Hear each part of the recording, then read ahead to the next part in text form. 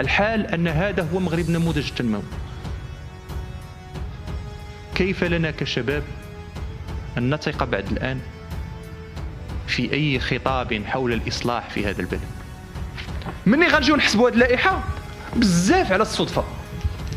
علاش 37 عائلة غتقول لي بزاف على خوت؟ غنقول لك لنقارن رقم التسجيل، يعني تسجلوا تقريبا في نفس الوقت، وايضا الارقام الاولى والحروف الاولى للارقام البطاقه الوطنيه.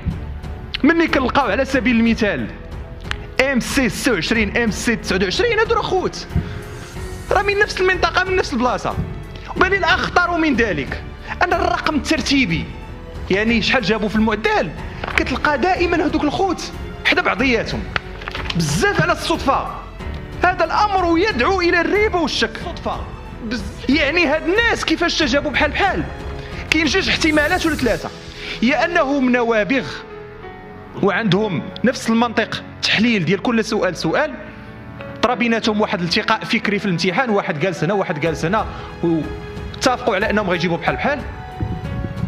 ممكن نقدروا نكونوا حنا في شي عالم اخر موازي تماما، او انهم نقلوا نفس النقله، او ان اوراقهم تخدموا في التصحاح في دقه واحده.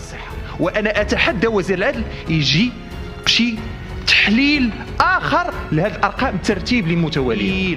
الاصل ان هادو كلهم ولاد محامين، ولاد قضاة، ولاد اعيان من رجال السلطه، ولاد ناس تنتمي لاحزاب سياسيه. يعني اليوم حتى على مستوى البرلمان باش نفعلوا الفصل 70 من الدستور ان البرلمان يقوم بمراقبه عمل الحكومه، شكون غيراقب شكون؟ الناس ديال المعارضه مدوزين ولادهم، والناس ديال الحكومه مدوزين ولادهم.